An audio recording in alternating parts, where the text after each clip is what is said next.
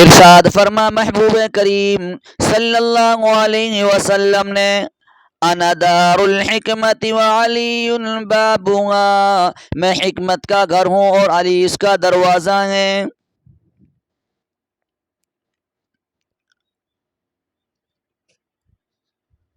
ذرا غور کریں، گزشتہ بیان میں میں نے بتایا تھا مکہ کے بہادر لوگ، ہنڈی چوسنے والے، آگے دسترخوان نبی کا لگ رہا ہے، انچارج حضرت علی بنے ہوئے ہیں، کھا رہے ہیں، ہڈی چوس رہے ہیں، کھانے میں دیر نہ کی، ہڈی چوسنے میں دیر نہ کی ہے، مگر جو ہی اعلان نبوت سنا، کانوں میں پڑا، رینگ ان کے بدن پر جو تک حق کے لیے طرف نہیں رہیں گی، ان کے دلوں کے اندر چوٹ لگی، ہائے ہائے ہائے، مگر اس وقت بھی میرے محبوب صلی اللہ علیہ وسلم پر جان قربان کرنے والے، جان فدا کرنے والے، عشق رسالت پر مر مٹنے والے کون ہیں؟ حضرت علی رضی اللہ تعالی عنہ ہیں۔ ہڈیاں چوسنا یہ محبت کی علامت نہیں ہے، دسترخوان پر آ کر بیٹھ جانا یہ محبت کی علامت نہیں ہے۔ جان دینے والے مجنو اور ہوتے ہیں اور ہڈیاں چوسنے والے اور دودھ پینے والے مجنو اور ہوا کرتے ہیں۔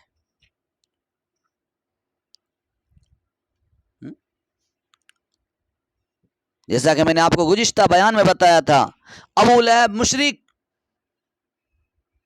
ہڈی چوسنے تو فوراً تیار ہو گیا، اور جب میرے محبوب صلی اللہ علیہ وسلم نے توحید الہی کو پیش کیا، حق کی دعوت دی، کلمہ ایمان کو پیش کیا، تو پتھر مارنے میں سب سے آگے بڑھنے لگ گئے۔ توحید کو نہیں مانا، رسالت کی تصدیق نہیں کی، مگر یہ بے ایمان ہڈیاں چوسنے کے لیے فوراً آ گئے۔ ہائے ہائے، قربان جاؤں علی تیری بہادری کے، کہ تیرے عشق رسالت کے، کہ تو نے دعوت کے دن رسالت کی تائید کا حق ادا کر دیا۔ ایک رات آتی ہے، تاریخی رات ہے، ہاں اسلامی تاریخ میں اس رات کی بہت اہمیت ہے، اور یہ وہ رات ہے کہ جس رات مکہ کے بڑے بڑے بہادر پٹیل چودھری جمع ہو گئے اور انہوں نے فیصلہ لیا کہ آج محمد الرسول اللہ صلی اللہ علیہ وسلم کو ختم کر دیا جائے، نعوذ باللہ قتل کر دیا جائے، اور موقع تلاش رہے ہیں، میٹنگ چل رہی ہیں، مجلسیں لگ رہی ہیں، ہمیشہ کے لیے حق و صداقت کی آواز کو خاموش کر دیا جائے، اس کے لیے فکر مند ہو رہے ہیں، مگر خداوند قدوس کو کچھ اور ہی منظور تھا۔ ارشاد فرمایا اللہ رب العالمین نے، یریدون ان یطفئوا نور اللہ بافواہہم واللہ متم نورہ ولو کرہ الکافرون۔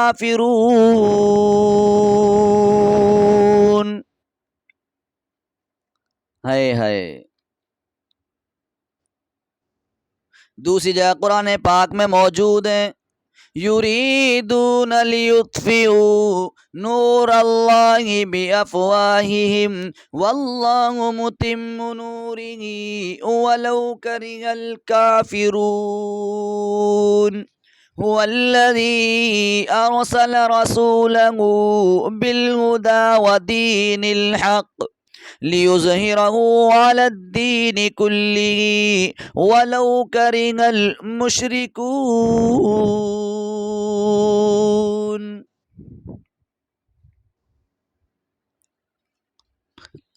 مسلمانوں، یہ تاریخی رات اسلام کے اندر دو شخصیتوں کی عزت کو اور صحرا کو اجاگر کر رہی ہوتی ہے۔ دشمن سوچ رہے ہیں ہمیشہ کے لیے حق کو مٹا دیا جائے گا، سچ کو دبا دیا جائے گا، حق اور صداقت کی آواز کو خاموش کر دیا جائے، مگر خداوند قدوس کو کچھ اور ہی منظور تھا۔ دشمنوں کے منصوبے دھرے کے دھرے رہ گئے۔ میرے پروردگار عالم نے جبرائیل علیہ السلام کو بھیج کر اپنے محبوب کو دشمنوں کے ارادوں سے باخبر کر دیا، دشمنوں کے جو ارادے چل رہے تھے ان سے باخبر کر دیا۔ سرکار دو عالم صلی اللہ علیہ وسلم نے اس تاریخی رات میں دو فیصلے لیے۔ سرکار دو عالم صلی اللہ علیہ وسلم نے اس تاریخی رات میں دو فیصلے کیے۔ ایک فیصلہ یہ کیا کہ اپنے ایک دوست کو ساتھ لے جانے کا فیصلہ کیا کہ تاکہ راستہ کے دشمن اور تکلیف دینے سے باز آ سکیں اور راستہ کے دشمن اور جو پریشانیاں ہوں ان سے مقابلہ ہو سکے، اور ایک دوست کو مکہ میں چھوڑنے کا فیصلہ کیا تاکہ مکہ کے دشمنوں کو کردار نبوت پر انگلی اٹھانے کا موقع نہ مل سکے۔ یہ تاریخی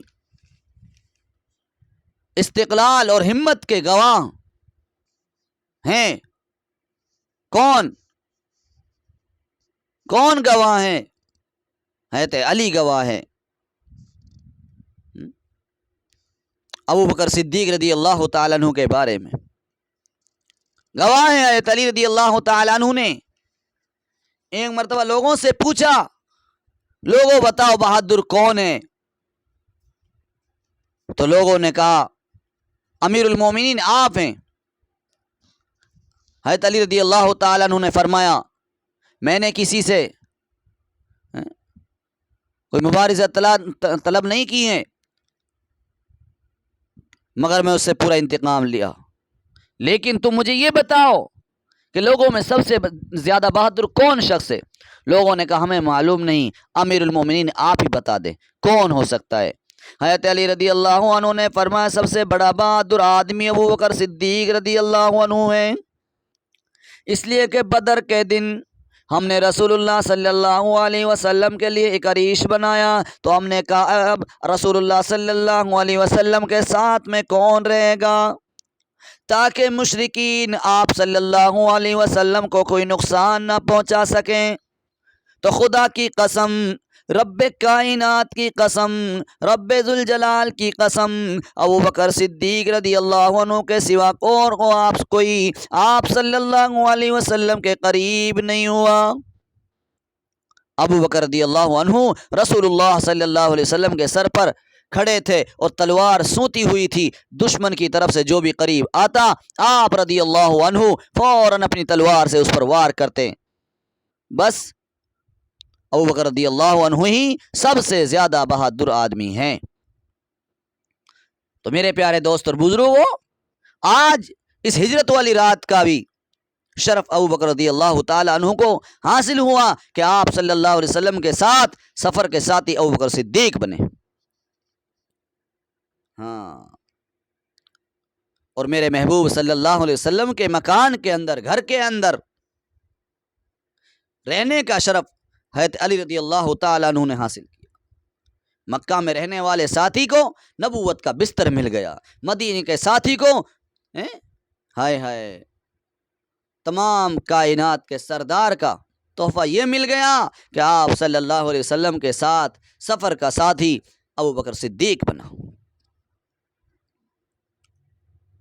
صدیق بھی مالدار، علی بھی مالدار ہے، ایمان کی دولت سے دونوں مالدار ہو گئے، دونوں کے دونوں مالا مال ہو گئے۔ وہ دیکھو دشمنوں کا لشکر آ رہا ہے، دشمنوں کی کمیٹی جڑی ہوئی ہے، دشمنوں کی جماعت اور تنظیم اپنے کام سے پورے طریقے سے خوش ہیں۔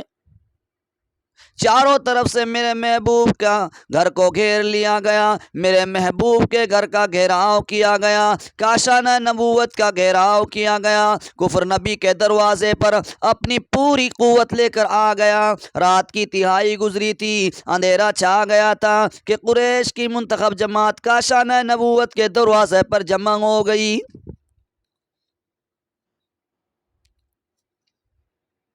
اور اس انتظار میں تھے کہ حضور سو جائیں اور یہ سب آپ پر حملہ کر دیں، آپ کا کام تمام کر دیں۔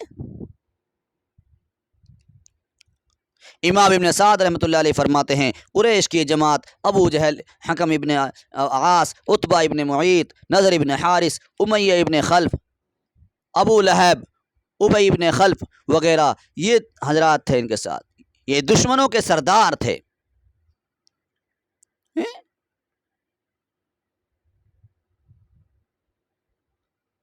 آگے آ رہے ہیں،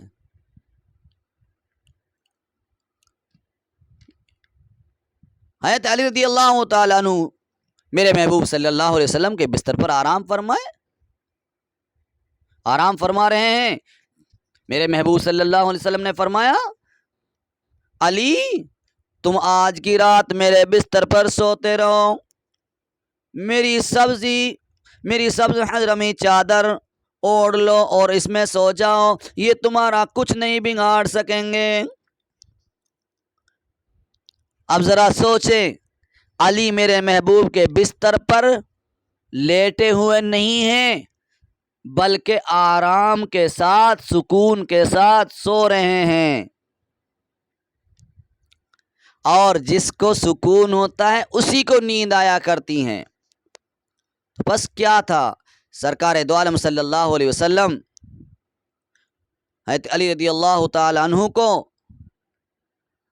اپنے بستر پر لٹا کر جا رہے ہیں، الہ العالمین، او میرے رب، اے پروردگار، چاروں طرف دشمنوں کا جتھا لگا ہوا ہے، دشمنوں کی جماعت ہے، رب کریم نے حکم دیا میرے محبوب ان کے اوپر ہاتھ میں مٹی لو اور مٹی کو پھینکتے چلے جاؤ۔ میرے محبوب صلی اللہ علیہ وسلم نے اپنے مبارک ہاتھ میں مٹی لی اور مٹی کو پھینک دیا، مٹی ان دشمنوں کی آنکھوں پر پڑی۔ اب ایک دوسرے کو کہہ رہے ہیں، ہاں، ابو لہب ابی ابن خلف کو کہہ رہا ہے، وہ دوسرے کو کہہ رہا ہے، اس طرح آپس میں ہاں مٹی پھینک دی، کنکر پھینک دیا، آنکھوں سے دکھائی نہیں دے رہا، آپس میں ایک دوسرے پر لعن طعن کرنے شروع کیے۔ ہاں، اب ایک دوسرے کو مارنے کو تیار ہیں۔ آئے تھے حفاظت کے طور پر آئے تھے کہ سارے کے سارے چلیں گے، کوئی وار نہیں کرے گا، اکیلے محمد کو نعوذ باللہ قتل کرنے کے ارادے سے آئے تھے، مگر اب عالم یہ ہو گیا، آنکھوں میں مٹی پڑی، اس نے اس کو ڈانٹا، اس نے اس کو ڈانٹا، ایک دوسرے نے اپنی تلوار کو رکھ دیا، کبڈی شروع ہو گئی، کبڈی میں لگ گئے، وہ اس کو پروار کرنے لگا، ابو لہب بولا تمہیں معلوم بھی ہے جانے والا چلا گیا، اپنا کام کر گیا، تم کو لڑنے میں لگا گیا۔ ہائے ہائے، میرے محبوب نکل گئے، یہ کفار آپس میں ہی جھگڑتے رہ گئے، یہ کفار آج تک آنکھیں مل رہے ہیں، مگر نبی صدیق کو ساتھ لے کر دوسری منزل طے کرتے ہوئے مدینہ پہنچ گئے۔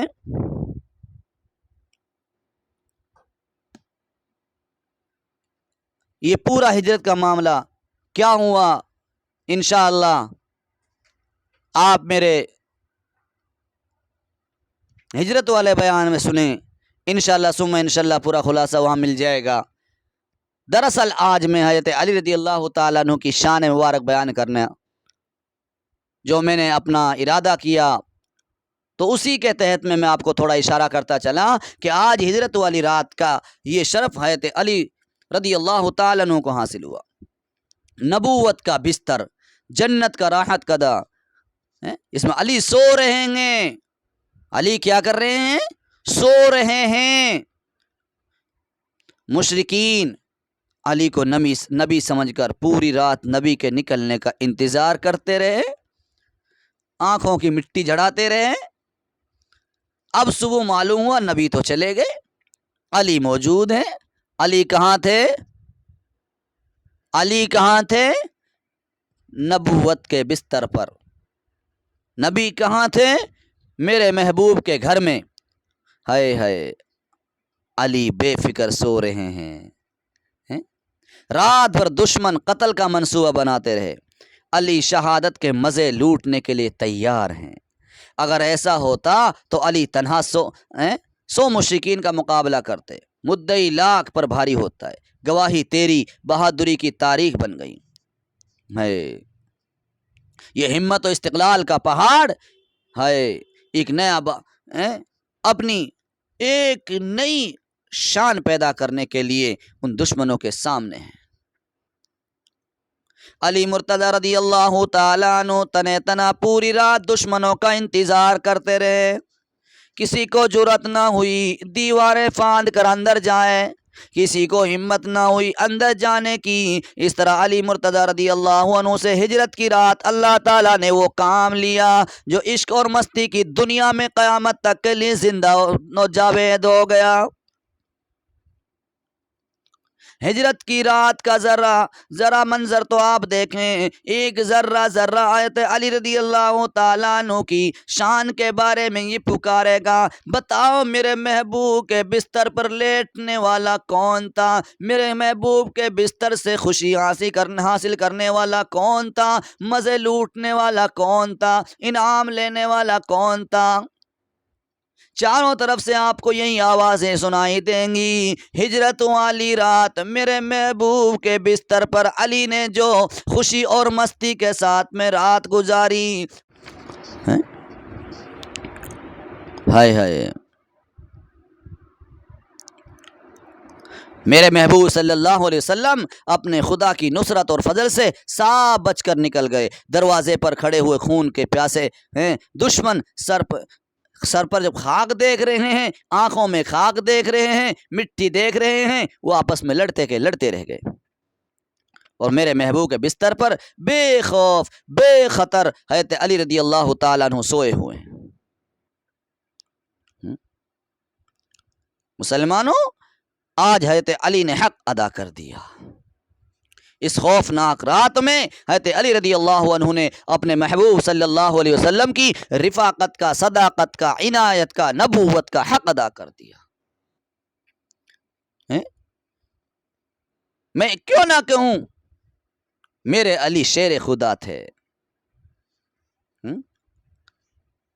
مسلمانوں، تم علی کا نعرہ لگا کر اپنے آپ کو مسلمان بناتے ہو. علی تو وہ ہیں میرے نبی کے بستر پر لیٹ کر دکھا دیا کہ جب دوست کے لیے قربانی دی جاتی ہے دشمنوں کے بیچ میں لیٹ کر بھی دکھانا پڑتا ہے، تلواروں کے بیچ میں رہ کر بھی دکھانا ہوتا ہے. شیر خدا علی، اسد اللہ الغالب، سینوں کا پیر علی، مصطفیٰ کا بھائی نبی. ہجرت کی رات کا ذکر ہوگا، صدیق و علی کی عظمتوں کو سلام کرنا ہی پڑے گا. اسی کے سوا کوئی چارہ نہیں، کیونکہ صدیق و نبی اور علی یہ تینوں کے تینوں اس رات میں اپنی دوستی نبھا رہے ہیں. صدیق نے نبی کا ساتھ دیا سفر میں، علی نے میرے محبوب کا ساتھ دیا بستر پر، علی نے میرے محبوب کا ساتھ دیا میرے محبوب کے گھر پر، علی نے میرے محبوب کے بستر پر لیٹ کر یہ دکھا دیا کہ صدیق نے سفر پر میرے نبی کو تنہا نہیں چھوڑا، علی نے میرے نبی کے بستر کو تنہا نہیں چھوڑا. علی مرتضیٰ نے نبی اور صدیق پر اعتماد کیا. ایک نے شہر کے دشمنوں کی طبیعت صاف کی اور ایک نے راستے کے دشمنوں کی طبیعت صاف کی. نبی بیت حکمہ اور علی رضی اللہ تعالیٰ عنہ دروازے پر. میرے پیارے دوست اور بزرگوں، میں نے شروع میں پڑھا تھا خطبہ کے اندر انا دار الحکمتی وعلی بابوہا، میرے محبوب صلی اللہ علیہ وسلم نے فرمایا کہ میں حکمت کا گھر ہوں اور علی اس کے دروازہ ہیں۔ ذرا سوچیں، میں اس حدیث سے ایک نکتہ کے طور پر ایک موتی نکال کر آپ کے دامن میں ڈالتا ہوں، آپ ذرا غور فرمائیں تو عرض کرتا چلوں، توجہ ہے تو سماعت فرمائیں، سنیں۔ آپ صلی اللہ علیہ وسلم حکمت کا گھر ہیں۔ حکمت کیا ہے؟ قرآن نے حکمت کی تفسیر بتائی، وَمَن يُؤْتَ الْحِكْمَةَ فَقَدْ أُوتِيَ خَيْرًا كَثِيرًا، جس کو حکمت دے دی گئی اسے خیر کثیر عطا کر دی گئی۔ ہاں، اللہ تعالیٰ کا ارشاد ہے اِنَّا أَعْطَيْنَاكَ الْكَوْثَرَ، ہم نے آپ کو کوثر عطا فرمایا۔ اس کے کئی معنی مفسرین حضرات نے بیان کیے۔ کوثر کا ایک معنی ان متعدد میں خیر کی کثرت بھی بیان کی گئی ہے۔ ذرا سوچیں، معلوم ہوا جہاں کثرت سے خیر ہی خیر ہوگی، کروڑوں اربوں خربوں کا مال ہوگا، وہاں دروازہ بھی بہت مضبوط ہوگا، کوئی چور اپنی چوری کے لیے ہاتھ نہ بڑھا سکے، سینہ زوری نہ کر سکے، اپنے دوستوں کے ساتھ اپنے ساتھیوں کے ساتھ مدد لے کر اس گھر کو لوٹ نہ لے، اس کا دروازہ نہایت مضبوط ہونا چاہیے۔ اس لیے میرے محبوب صلی اللہ علیہ وسلم نے اپنے نبوت کے گھر کا دروازہ حضرت علی کو قرار دیا رضی اللہ تعالی عنہ۔ ہے کسی کو جرأت جو اس مضبوط دروازہ کو توڑ سکے اور دھکے سے کھول سکے، ساتھیوں کی مدد سے اس دروازہ کو اکھاڑ سکے؟ پوری توانائی خرچ کر دی جائے، صرف کر دی جائے، لگا دی جائے، ایڑی چوٹی کا زور لگا دیا جائے، مگر یہ دروازہ نہیں ٹوٹ سکتا ہے اور نہ یہ دروازہ کھل سکتا ہے۔ ایسی زور زبردستی سے یہ دروازہ کھلنے والا نہیں۔ کیا شان ہے علی کی کہ وہ بیت نبوت کا مضبوط حصار بن گئے، ناقابل تسخیر دروازہ بن گئے، نہ ٹوٹنے والے رفیق بن گئے۔ ان میں قوت حیدری نے شوکت اور دبدبہ پیدا کر دیا۔ اس لیے میرے محبوب نے حضرت علی کی رفاقت کو بیت نبوت کا دروازہ قرار دیا۔ اگر کوئی ناراض نہ ہونے پائے تو میں دروازے سے ایک دو سوال کر لوں تاکہ کئی مسائل حل ہو جائیں۔ توجہ ہے؟ ہاں، سبحان اللہ کہیں، اللہ کی پاکی بیان کریں۔ لوگوں، قیامت تو آ سکتی ہے، ہم حضرت علی کا حق ادا نہیں کر سکتے۔ پوری زندگی کا تو کیا، اس ہجرت والی رات کا احسان نہیں چکا سکتے۔ ہم صرف سمجھتے ہیں کہ علی کے نعرہ لگانے سے کام چل جائے گا، ایسا نہیں ہو سکتا۔ نبی کے حکمت بھرے گھر میں دروازے کے بغیر اگر کوئی داخل نہیں ہو سکتا تو یہ صدیق اور عمر اندر کس طرح چلے گئے؟ ذرا سوچو، اگر آپ کہیں کوئی اور راستہ پیدا کیا تو یہ دروازے کی توہین ہو جائے گی۔ دروازہ تو ایک ہی ہوتا ہے، اگر دروازے سے جایا جائے گا دروازے پر علی ملیں گے، اور دروازے سے الگ سے جایا جائے گا یہ دروازے کی توہین ہوگی، یہ پہرے دار کی توہین ہوگی۔ ذرا سوچیں، اگر دروازے سے گزرے ہیں تو دروازہ ہی بتائے کہ تیری رضا سے گزرے ہیں یا سینہ زوری سے گزرے ہیں۔ جب چور چوری کرنے آتا ہے دروازہ فلانگ کر جاتا ہے تو بھی چور ہے، دروازہ توڑ کر جاتا ہے تو بھی چور ہے، اور دروازے والے سے زبردستی کر جاتا ہے، سینہ زوری کر جاتا ہے تو بھی چور ہے۔ تو میرے نبی کے روضہ پر، میرے نبی کی نبوت پر علی کا پہرا ہے۔ آواز آتی ہے میں علی ہوں، میں بیت نبی کا دروازہ ہوں، مجھ سے گزرے بغیر، مجھ سے پوچھے بغیر اندر کوئی نہیں جا سکتا، مجھ پر کسی کا زور نہیں چل سکتا۔ تو اے باب نبوت، یہ صدیق و عمر کس طرح اندر چلے گئے؟ دروازہ کہتا ہے میری کنجی ان کے پاس ہے۔ عشق رسالت، باب رسالت کی کنجی صدیق و عمر عشق رسالت کے سمندر کے سناور ہیں۔ وہ میرے، میں ان کا، نبی ہم سب کے، اس لیے بیت نبوت کا جو خیر کا مرکز ہے وہ صدیق و عمر کا مرکز ہے۔ جو جلتا ہے جلے، جو مرتا ہے مرے، لیکن صدیق اکبر، فاروق اعظم، علی مرتضی رضی اللہ عنہم ورضوا عنہ، برکات نبوت، انوار نبوت قیامت تک انہی کو ملتے رہیں گے، انہی کو حاصل ہوتے رہیں گے۔ کیوں؟ کہ انہوں نے حق ادا کر دیا اپنی محبت کا۔ قیامت آ سکتی ہے، کوئی ان کا بال باقا نہیں کر سکتا، ان کا بال نہیں اکھاڑ سکتا۔ حضرات گرامی، علی مرتضی رضی اللہ عنہ کو محبوب کریم صلی اللہ علیہ وسلم نے بیت نبوت کا دروازہ قرار دیا۔ یہ حضرات غور کریں، جو حضرت علی رضی اللہ تعالی عنہ کے بارے میں اس طرح کی گستاخیاں کرتے ہیں، ان کو مسلمان کہلانے کا حق نہیں ہے۔ وہ علی کے نہیں، جو میرے نبی کے نہیں۔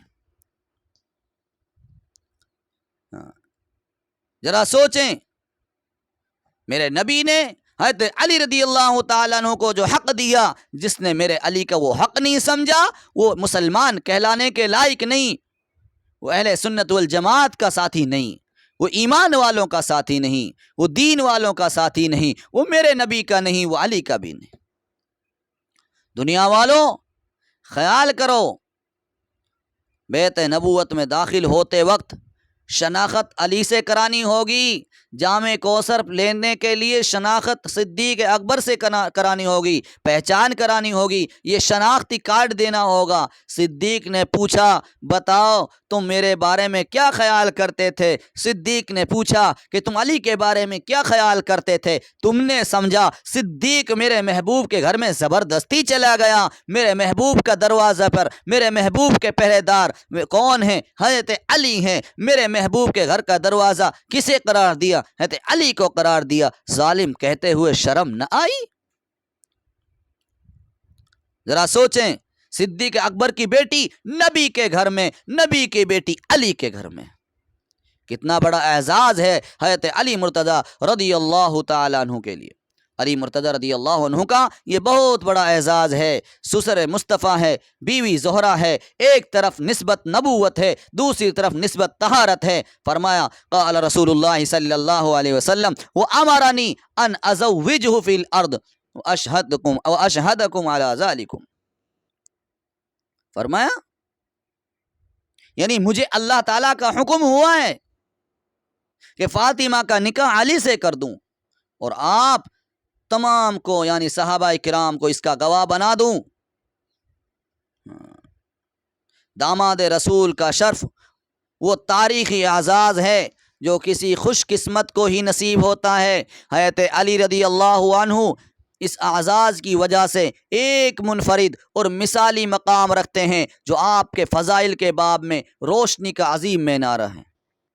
حضرت عثمان غنی، حضرت علی مرتضی اس اعتبار سے نہایت ہی ممتاز اور منفرد مقام رکھتے ہیں کہ انہیں سرکار دو عالم صلی اللہ علیہ وسلم کے داماد ہونے کا شرف حاصل ہے۔ اس لیے ایک مقام پر حضرت علی رضی اللہ تعالیٰ عنہ نے حضرت عثمان رضی اللہ تعالیٰ عنہ کو خراج تحسین پیش کرتے ہوئے کہا تھا، اللہ کا آپ پر احسان ہے، اللہ تعالیٰ نے آپ کو حضور کا داماد بنا دیا ہے۔ میرے محترم بزرگ اور دوستو، وقت کی قلت ہے، دعا کریں انشاءاللہ اگلے بیان میں پورا خلاصہ کرتا چلوں، اور حضرت علی رضی اللہ تعالیٰ عنہ کی شان مبارک کا حق تو ادا نہیں ہو سکتا، مگر جتنا ہوگا کوشش کروں گا حضرت علی رضی اللہ تعالیٰ عنہ کا اسلام پر کیا احسان ہے، اور حضرت علی رضی اللہ تعالیٰ عنہ جس کے بارے میں آج ہم خیانت کرتے ہیں، آپ کے حق کے بارے میں چوری کرتے ہیں، دعا کریں اللہ پاک حضرت علی رضی اللہ تعالیٰ عنہ کا حق ادا کرنے والوں میں ہمیں شامل فرما لے، ایسی جماعت میں اللہ ہمیں شامل فرما لے جس جماعت سے اللہ نے اپنی رضا کا فیصلہ کیا، اور جس جماعت نے حضرت علی رضی اللہ تعالیٰ عنہ کے حق کو ادا کرنے میں اپنا پورا حق ادا کرنے میں پورا کا پورا مقام اپنا منفرد یہ دکھا دیا، یہ حضرت علی کے ماننے والے ہیں، یہ حضرت علی پر جان نچھاور کرنے والے ہیں۔ اللہ مجھے اور آپ کو اپنی محبت اور اپنے تمام کے تمام جان نثار دین کے فداکاروں پر اللہ تعالیٰ ان کی محبت بھی ہمیں نصیب فرمائے۔